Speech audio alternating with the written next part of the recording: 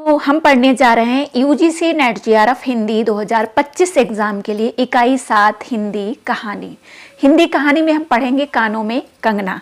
इससे पहले की क्लासेस यदि आपने नहीं देखी हैं तो प्लेलिस्ट में देखिए जाके, आपको सभी कहानियां मिल जाएंगी। साथ ही आप सभी के लिए डॉक्टर नगेंद्र और रामचंद्र शुक्ल का जो इतिहास है उसकी क्लासेस भी प्रोवाइड कराई जा रही हैं। प्लेलिस्ट बना दी है, आप उसको विजिट करिए। यदि आप हिंदी सब्जेक्ट से तैयार, तो आपको बता दूं कि मैं यहाँ पे जो है पेपर फर्स्ट पढ़ाती हूँ स्पेशल, ठीक है। पेपर फर्स्ट पढ़ा रही हूँ और पेपर फर्स्ट का हमारा बैच भी चल रहा है, प्राइवेट क्लास भी चल रही है। तो हिंदी के जो विद्यार्थी हैं, ध्यान से सुनिएगा, जो हिंदी के विद्यार्थी हैं उनको बेनिफिट क्या मिल सकता है कि यदि आप हमारा पेपर फर्स्ट ज्वाइन करेंगे, ठीक है। जिनको डीआई, मैथ, रीजनिंग में प्रॉब्लम हो रही है, जिनको पेपर फर्स्ट अच्छा करना है और सब्जेक्ट हिंदी है, तो पेपर फर्स्ट यदि आप हमारा ज्वाइन करेंगे तो आपको हिंदी की क्लासेस बिल्कुल फ्री में प्रोवाइड कराई जाएंगी। हिंदी का मटेरियल आपको बिल्कुल फ्री प्रोवाइड कराया जाएगा। जो मेरा स्टडी मटेरियल है, जो मेरे नोट्स हैं, ठीक है, जो मैंने 2019 से क्लासेस स्टार्ट की थी, जो अभी तक के नोट्स हैं वो सारे उनको प्रोवाइड कराए जाएंगे। ये सिर्फ उनको बेनिफिट होगा जो हिंदी सब्जेक्ट के हैं। आप कहोगे हिंदी क्यों? तो हिंदी में खुद जो है हिंदी से तैयारी कर रही हूँ, हिंदी से तैयारी करा रही हूँ, तो इसलिए वैसे मैं ओनली पेपर फर्स्ट पढ़ा रही हूँ, ठीक है। तो जिनको पेपर फर्स्ट ज्वाइन करना है, हिंदी सब्जेक्ट के हैं, आपको बड़ा बेनिफिट हो सकता है कि आप हिंदी जो है अपना सब्जेक्ट अच्छे से तैयार कर पाएंगे पेपर फर्स्ट के साथ में। चलिए तो हम स्टार्ट करते हैं आज की क्लास। कानों में कंगना राजा राधिका रमण प्रसाद सिंह की कहानी है। विशेष ध्यान दीजिएगा, जैसा थंबनेल में आपने देखा ही होगा, टाइटल में देखा है कि हम कानों में कंगना पढ़ने जा रहे हैं और यहाँ से कैसे प्रश्न बनेंगे इस पर भी हम विशेष ध्यान देंगे। तो किरण तुम्हारे कानों में क्या है, तो इसमें जो पात्र हैं उस पर विशेष ध्यान दीजिएगा कि किरण इसकी मुख्य पात्र है। किरण तुम्हारे कानों में क्या है, ये यहाँ से शुरुआत होती है, ठीक है। शुरुआत इस कहानी की कहाँ से होती है? किरण तुम्हारे कानों में क्या है। उसके कानों से चंचल लट को हटाकर कहा कंगना। उसने उसके कानों में चंचल लट को हटाकर कहा कंगना। अरे कानों में कंगना, सचमुच दो कंगन कानों को घेर कर बैठे थे। हाँ, तब कहाँ पहनूं? किरण अभी भोरी थी। भोरी थी मतलब भोली थी। दुनिया में जिसे भोरी कहते हैं वैसी भोरी नहीं। उसे वन के फूलों का भोलापन समझो, नवीन चमन के फूलों की भंगी नहीं। विविध खाद या रस से जिनकी जीविका है, निरंतर काट छाट से जिनका सौंदर्य है, जो दो घड़ी चंचल चिकने बाल की भूषा है, दो घड़ी तुम्हारे फूलदान की शोभा। वन के फूल ऐसे नहीं, प्रकृति के हाथों से लगे हैं, मेघों की धारा से बड़े हैं। चटुल दृष्टि इन्हें पाती नहीं, जगद्वाई इन्हें छूती नहीं। यह सरल सुंदर सौरभ में जीवन है। जब जीवित रहे तब चारों तरफ अपने प्राण धन से हरे भरे रहें। जब समय आया तब अपनी माँ की गोद में झड़ पड़े। मुख्य पात्र है किरण। आकाश स्वच्छंद था, नील उदार सुंदर, पत्ते शांत थे। संध्या हो चली थी। किस कहानी की पंक्तियां हैं? कानों में कंगना। सुनहरी किरणें सुदूर पर्वत की चूड़ा से देख रही थी। वह पतली किरण अपनी मृत्यु सैया से इस शून्य निविड़ कानन में क्या ढूंढ रही थी? कौन कहे, किसे एकटक देखती थी? कौन जाने, अपनी लीला भूमि को स्नेह करना चाहती थी या हमारे बाद वहाँ क्या हो रहा है इसे जोहती थी। मैं क्या बता सकूं, जो हो। उसकी उस भंगी में आकांक्षा अवश्य थी। मैं तो खड़ा खड़ा उन बड़ी आंखों की किरण लूटता था। आकाश में तारों को देखा या उन जगमग आंखों को देखा, बात एक ही थी। हम दूर से तारों के सुंदर शून्य झिकमिक को बार बार देखते हैं, लेकिन वह स्पंद निश्चेष्ट ज्योति सचमुच भावहीन है। या आप ही आप अपनी अंतर लहरी से मस्त है, इसे जानना आसान नहीं। हमारी ऐसी आंखें कहाँ की उनके सहारे उन निगूढ़ अंतर में डूबकर था ले। मैं रसाल की थोड़ी थाम कर पास ही खड़ा था। वह वालों को हटाकर कंगन दिखाने की भंगी प्राणों में रह रह कर उठती थी। जब माखन चुराने वाले ने गोपियों के सर के मटके को तोड़कर उनके भीतर किले को तोड़ डाला, या नूरजहां ने अंचल से कबूतर को उड़ाकर शहंशाह के कठोर हृदय की धज्जियां उड़ा दी, फिर नदी के किनारे वसंत वल्लभ रसाल पल्लवों की छाया में बैठी किसी अपरूप बालिका की यह सरल स्निग्ध भंगिमा एक मानव अंतर पर क्यों न दौड़े। किरण इन आंखों के सामने प्रतिदिन आती ही जाती थी। कभी आम के टिकोरे से आंचल भर लाती, कभी मौलसिरी के फूलों की माला बना लाती, लेकिन कभी भी ऐसी बाल सुलभ लीला आंखों में होकर हृदय तक नहीं उतरी। आज क्या था, कौन शुभ या अशुभ क्षण था कि अचानक वह वनैली लता मंदार माला से भी कहीं मनोरम दिख पड़ी। कौन जानता था कि चाल से कुचाल जाने में, हाथों से कंगन भूलकर कानों में पहनने में इतनी माधुरी है। 2 टके के कंगने में इतनी शक्ति है। गोपियों के कभी स्वप्न में भी नहीं झलका था कि बांस की बांसुरी में घूंघट खोलकर नचा देने वाली शक्ति भरी है। मैंने झटपट उसके कानों से कंगन उतार दिया, फिर धीरे धीरे उसकी उंगलियों पर चढ़ाने लगा। न जाने उस घड़ी कैसी खलबली थी, मुँह से अचानक निकल आया, किरण, आज की यह घटना मुझे मरते दम तक न भूलेगी। यह भीतर तक बैठ गई है। उसकी बड़ी बड़ी आंखें और भी बड़ी हो गई। मुझे चोट सी लगी। मैं तत्क्षण योगीश्वर की कुटीर की तरफ चल दिया। प्राण भी उसी समय नहीं चल दिए। यही विस्मय था। किरण, दूसरा पात्र योगीश्वर। ठीक है, किस रचना से है? कानों में कंगना। एक दिन था कि इसी दुनिया में दुनिया से दूर रहकर लोग दूसरी दुनिया का सुख उठाते थे। हरिचंदन के पल्लवों की छाया भूलोक पर कहाँ मिले, लेकिन किसी समय हमारे यहाँ भी ऐसे वन थे जिनके वृक्षों के साय में घड़ी निवारने के लिए स्वर्ग से देवता भी उतर आते थे। जिस पंचवटी का अनंत यौवन देखकर राम की आंखें भी खिल उठी थी, वहाँ के निवासियों ने कभी अमरतरू के फूलों की माला नहीं चाही, मंदाकिनी के छींटों की शीतलता नहीं ढूंढी। नंदनोपवन का सानी कहीं वन भी था। कल्प वृक्ष की छाया में शांति अवश्य है, लेकिन कदम की छैया कहाँ मिल सकती हैं? हमारी तुम्हारी आंखों ने कभी नंदोत्सव की लीला नहीं देखी, लेकिन इसी भूतल पर एक दिन ऐसा उत्सव हो चुका है जिसको देख कर प्रकृति तथा रजनी 6 महीने तक ठगी रही। सत देवांगनाओं ने पारिजात के फूलों की वर्षा से नंदनकानन को उजाड़ डाला। समय ने सब कुछ पलट दिया। अब ऐसे वन नहीं जहां कृष्ण गोलोक में उतरकर 2 घड़ी बंसी की टेज दे, ऐसी कुटीर नहीं जिनके दर्शन से रामचंद्र का भी अंतर प्रसन्न हो, या ऐसे मुनीष नहीं जो धुरंधर धर्मराज को भी धर्म में शिक्षा दें। यदि 1-2 फूल भटके हों भी, तब अभी तक उन पर दुनिया का पर्दा नहीं उठा, जगन माया की माया नहीं लगी, लेकिन वे कब तक बचे रहेंगे? लोग अपने यहाँ अलौकिक बातें कब तक होने देंगे? भवसागर की जल तरंगों पर थिर होना कब संभव है? ऋषिकेश के पास एक सुंदर वन है। यहाँ पे ऋषिकेश का वर्णन है। उत्तराखंड ऋषिकेश सुंदर नहीं, अपरूप सुंदर है। वह प्रमोद वन के विलास निकुंजों जैसा सुंदर नहीं, वरन चित्रकूट या पंचवटी की महिमा से मंडित है। वहाँ चिकनी चांदनी में बैठकर कनक घुंघरू की इच्छा नहीं होती। वंचन प्राणों में एक ऐसी आवेश धारा उठती है जो कभी अनंत साधना के कुल पर पहुंचाती है, कभी जीव जगत के एक एक तत्व से दौड़ मिलती है। गंगा की अनंत गरिमा, वन की निविड़ योग निद्रा वहीं देख पड़ेगी। कौन कहे वहां जाकर यह चंचल चित्त क्या चाहता है? गंभीर अलौकिक आनंद या शांत सुंदर मरण? इसी वन में एक कुटी बनाकर योगीश्वर रहते थे। योगीश्वर ही थे, यद्यपि वह भूतल ही पर रहते थे। योगीश्वर कहाँ रहते थे? ऋषिकेश के जंगल में। तथापि उन्हें इस लोक का जीव कहना यथार्थ नहीं था। उनकी चित्तवृत्ति सरस्वती के श्री चरणों में थी, या ब्रह्मलोक की अनंत शांति में लिप्त थी। और वह बालिका स्वर्ग से एक रस में उतरकर उस घने जंगल में उजेला करती फिरती थी। वह लौकिक मायावद्ध जीवन नहीं था। इसे बंधन रहित बाधाहीन नाचती किरणों की लेखा कहिए, मानो निर्मुक्त चंचल मलय वायु फूल फूल पर डाली डाली पर डोलती फिरती हो, या कोई मूर्तिमान अमर संगीत वेरोक टोक हवा पर या जल की तरंग पर भंग पर नाच रहा हो।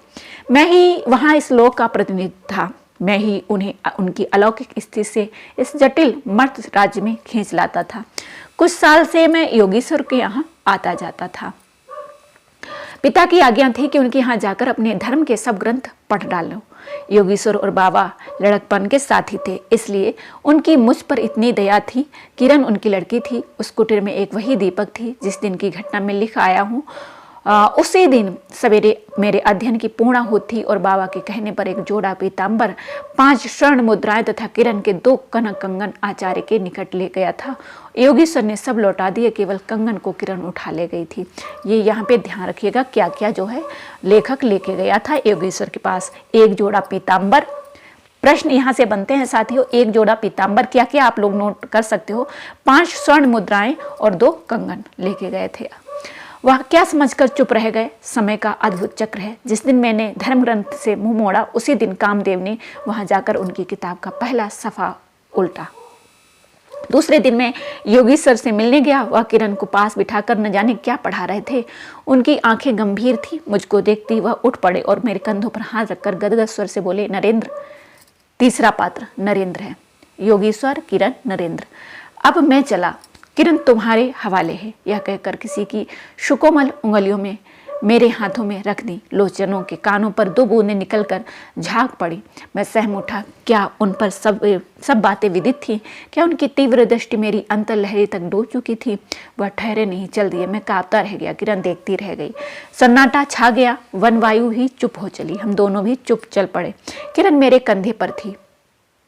हठात अंतर से कोई अकड़ कर कह उठा, हाय नरेंद्र, यह क्या? तुम इस बनफूल को किस चमन में ले चले? इस बंधन विहीन स्वर्गीय जीवन को किस लोक जाल में बांधने चले? कंकड़ी जल में जाकर कोई स्थायी विवर नहीं फोड़ सकती। मोस्ट इंपॉर्टेंट है। कंकड़ी जल में जाकर कोई स्थायी विवर नहीं फोड़ सकती। क्षण भर जल का समतल भले ही उलट पुलट हो, लेकिन इधर उधर जल तरंग दौड़कर उस छिद्र का नाम निशान भी नहीं रहने देती। जगत की भी यही चाल है। यदि स्वर्ग से देवेंद्र भी आकर इस लोक चलाचल में खड़े हों, फिर संसार देखते ही देखते उन्हें अपना बना लेगा। इस काली कोठरी में आकर इसकी कालिमा से बचे रहें, ऐसे शक्ति अब आकाश कुसुम ही समझो। 2 दिन में राम हाय जानकी कहकर वन वन डोलते फिरे। 2 क्षण में यही विश्वामित्र को भी स्वर्ग से घसीट लिया। किरण की भी यही अवस्था हुई। कहाँ प्रकृति की निर्मुक्त गोद, कहाँ जगत का जटिल बंधन पास, कहाँ से आकर आ पड़ी वह अलौकिक अभोलापन, वह निसर्ग उच्छ्वास। हाथों हाथ लुट गए। उन बनफूल की विमल कांति लौकिक चमन की मायावी मनोहारिता में परिणत हुई। अब आंखें उठाकर आकाश से नीरव बातचीत करने का अवसर कहाँ से मिले? मलय वायु से मिलकर मलयाचल के फूलों की पूछताछ क्यों कर हो। सारे जो यहाँ पे संवाद ये हैं, जो भी मतलब चीज़ें यहाँ पे दी गई हैं, आपको सभी पर ध्यान देना है, ठीक है। जब किशोरी नए सांचे में ढलकर उतरी, उसे पहचाना भी कठिन था। वह अब लाल चोली, हरी साड़ी पहनकर, सर पर सिंदूर रेखा सजती हुई और हाथों के कंगन, कानों की बाली, गले की कंठी तथा कमर की करधनी दिन दिन उसके चित्त को नचाए मारती थी। जब कभी वह सज दहजकर चांदनी में कोठे पर उठती और वसंत वायु उसके आंचल से मोतियां की लपट लाकर मेरे बरामदे में भर देता, फिर किसी मतवाली माधुरी या तीव्र मदिरा के नशे में मेरा मस्तिष्क घूम जाता और मैं चटपट अपना प्रेम चित्कार फूलदार रंगीन चिट्ठी में भरकर जूही के हाथ ऊपर भिजवाता, या बाजार से दौड़कर कटकी, गहने या विलायती चूड़ी खरीद लाता। यहाँ पे जूही भी एक पात्र है, ध्यान रखिएगा। लेकिन जो हो, अभी भी कभी कभी उसके प्रफुल्ल वदन पर उस अलौक की छटा पूर्व जन्म की सुख स्मृतिवत चली जाती थी और आंखें उसी जीवंत सुंदर झिकमिक का नाच दिखाती थी। जब अंतर प्रसन्न था, फिर बाहरी चेष्टा पर प्रतिबिंब क्यों ना पड़े। ये यूं ही 1-2 साल मुरादाबाद में कट गए। एक दिन मोहन के यहाँ नाच देखने गया। वहीं किन्नरी से आंखें मिली क्या, लीन हो गई। नवीन यौवन, कोकिल कंठा, चतुर चंचल चेष्टा तथा मायावी चमक। अब चित्त को चलाने के लिए और क्या चाहिए। किन्नरी सचमुच किन्नरी ही थी, नाचने वाली नहीं, नचाने वाली थी। पहली बार देखकर उसे इस लोक की सुंदरी समझना दुस्तर था। एक लपट जो लगती किसी नशा से चढ़ जाती। यारों ने मुझे और भी चढ़ा दिया। आंखें मिलती मिलती मिल गईं, हृदय को भी साथ साथ घसीट ले गईं। फिर क्या था, इतने दिनों की धर्म शिक्षा, सस्वर की पूज्य लक्ष्मी, बाप दादों की कुल प्रतिष्ठा, पत्नी से पवित्र प्रेम एक एक करके उसके प्रदीप्त वासना कुंड में भस्म होने लगी। अग्नि और भी बढ़ती गई। किन्नरी की चिकनी दृष्टि, चिकनी बातें घी बरसाती रहीं। घर वार सब जल उठा। मैं भी निरंतर जलने लगा, लेकिन ज्यों ज्यों जलता गया, जलने की इच्छा जलाती रही। 5 महीने कट गए। कितने? 5 महीने। नशा उतरा नहीं। बनारसी साड़ी, पारसी जैकेट, मोती का हार, कटकी कड़ फूल, सब कुछ लाकर उस मायाकारी के अलरक्त रंजित चरणों में रखे। ध्यान रखिएगा कौन कौन सी चीजें। बनारसी साड़ी, पारसी जैकेट, मोती का हार, कटकी कर्ण फूल। किरण हेमंत की मालती बनी थी जिस पर एक फूल नहीं। एक पल्लव नहीं, घर की बधू क्या करती। जो अनंत सूत्र से बंधा था, जो अनंत जीवन का संगीत था, वही हाथों हाथ पराए के हाथ बिक गया। फिर ये 2 दिन के चमकीले खिलौने थे, इन्हें शरीर बदलते क्या देर लगे। दिन भर बहानों की माला गूंथ गूंथ किरण के गले में, और शाम को मोती की माला उस नाचने वाली के गले में सशंक निर्लज डाल देता। यही मेरा जीवन निर्वाह था। एक दिन सारी बातें खुल गईं। किरण पछाड़ खाकर भूमि पर जा पड़ी। उसकी आंखों में आंसू न थे, मेरी आंखों में दया न थी। बरसात की रात थी, रिमझिम बूंदों की झड़ी थी। चांदनी मेघों से आंखें मुदोवल खेल रही थी। बिजली काले कपाट से बार बार झांकती थी, किसे चंचला देखती थी, तथा बादल किसे मरोड़ से रह रहकर चिल्लाते थे। इन्हें सोचने का मुझे अवसर नहीं था। मैं तो किन्नरी के दरवाजे से हताश लौटा था। आंखों के ऊपर न चांदनी थी न बदली थी। त्रिशंकु ने स्वर्ग को जाते जाते बीच में ही टंग कर किस दुख को उठाया, और मैं तो अपने स्वर्ग के दरवाजे पर सर रखकर निराश लौटा था। मेरी वेदना क्यों न पढ़ी हो। हाय, मेरी अंगुलियों में एक अंगूठी भी रहती तो उसे नजर कर उसके चरणों पर लौटता। घर पर आते ही जूही को पुकार उठा। जूही, किरण के पास कुछ भी बचा हो तब फौरन जाकर मांग लाओ। ऊपर से कोई आवाज नहीं आई, केवल सर के ऊपर से काला बादल कालांतर चित्कार के चिल्ला उठा। मेरा मस्तिष्क घूम गया। मैं तत्क्षण कोठे पर दौड़ा। सब संदूक झांके, जो कुछ मिला सब तोड़ डाला, लेकिन मिला कुछ भी नहीं। अलमारी में केवल मकड़े का जाल था। श्रृंगार बक्स में एक छिपकली बैठी थी। उसी दम किरण पर झपटा। पास जाते ही सहम गया। वह एक तकिए के सहारे निस्सहाय निस्पंद लेटी थी। केवल चांद ने खिड़की से होकर उसे गोद में रखा था, और वायु उस शरीर पर जल से भिगोया पंखा झल रही थी। मुख पर एक अपूर्व छटा थी। कौन कहे कहीं जीवन की शेष रश्मि क्षण भर वही अटकी हो। आंखों में एक जीवन ज्योति थी। शायद प्राण शरीर से निकल कर किसी आश्रय से कहाँ बैठ रहा था। मैं फिर पुकार उठा, किरण, किरण, तुम्हारे पास कोई गहना भी रहा है? हाँ, छीड़ कंठ ही काकली थी। कहाँ है? अभी देखने दो। उसने धीरे से घूंघट सरकार कर कहा। वही कानों का कंगना।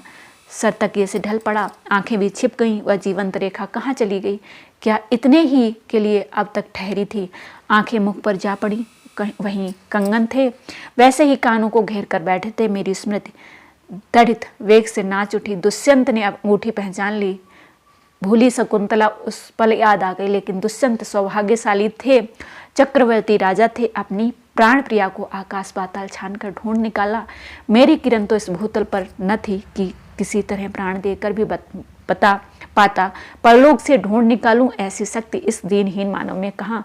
चढ़ा नशा उतर पड़ा। सारी बातें सूझ गई। आंखों पर की पट्टी खुल पड़ी, लेकिन हाय खुली भी तो उसी समय जब जीवन में केवल अंधकार ही रह गया था।